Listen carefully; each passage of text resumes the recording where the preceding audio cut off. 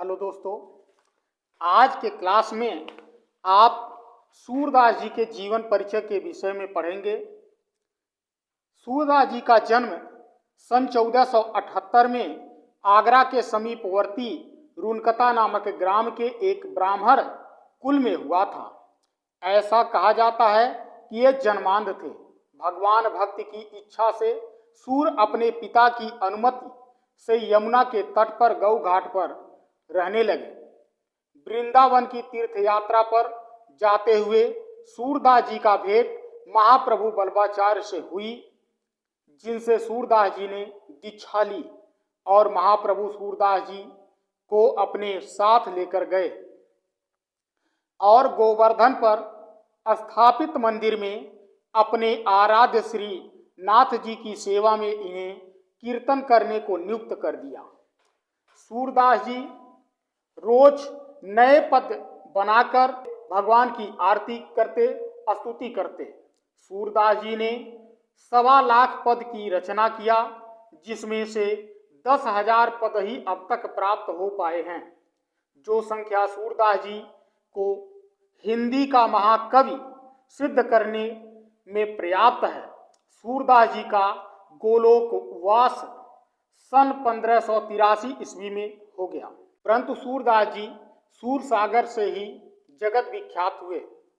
सूर ने अनेक नवीन प्रकरणों का सृजन भी किया, जैसे राधा कृष्ण का प्रेम, प्रेम रस का समुद्र उमड़ाया है। इसी से इनके रचना का नाम सूरसागर यथार्थ होता है। श्रृंगार रस के ये अप्रतिम कवि हैं। सूर के अतिरिक्त किसी अन्य कवि ने श्रृंगार के दोनों विभागों जैसे संयोग श्रृंगार और वियोग श्रृंगार का इतना उत्कर्ष वर्णन नहीं किया है। सूरदास द्वारा बाल्य वर्णन, बाल्यावस्था की जो चित्रांत आकर्षक झांकियां प्रस्तुत की गई हैं, इनके इस प्रकार के पद में उल्लास, उत्कंठा, चिंता, ईर्ष्या आदि भावों की जो अभिव्यक्ति हुई है, वह बड़ी ही स्वाभाविक एवं मनोवैज्ञानिक तथा हृदयग्राही है। वात्सल्य के क्षेत्र में सूर संसार के सभी भाषा के कवियों से आगे हैं। भ्रमर गीत तो सूर की अनूठी कल्पना है, जिसमें सूरदास ने ज्ञान और योग के भंडार का दूर कर प्रेम और भक्ति के महत्व को बढ़ाया है। भाषा की दृश्य अगर देखा जाए तो सूरदास के हाथों से ऐसी ढली है, वैसा सौंदर्य बिरले ही कवि दे सकते हैं। जन्म से किशोर अवस्था तक का कृष्ण का चरित्र तो स्वर्ग को भी ईर्ष्यालु बनाता है।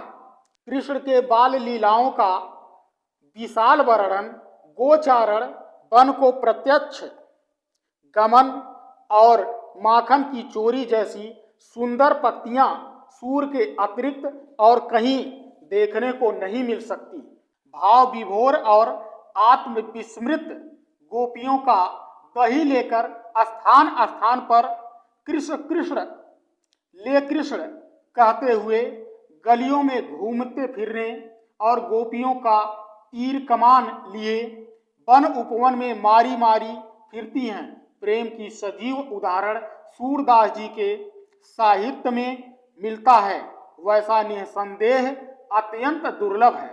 महाप्रभु बल्लभाचार्य के सुपुत्र गोस्वामी विट्ठलनाथ ने 4 अपने पिता के शिष्य और 4 अपने शिष्यों को मिलाकर 8 बड़े भक्त कवियों का सन 1965 में अष्टछाप बनाया, जिसमें अष्टछाप के सभी कवि हैं। नंबर 1 कुंभदास, सूरदास, परमानंद दास, कृष्णदास, गोविंद स्वामी, चीत स्वामी, नंददास और चतुर्भुज दास। सभी कवियों में से सूरदास जी सबसे आगे हैं।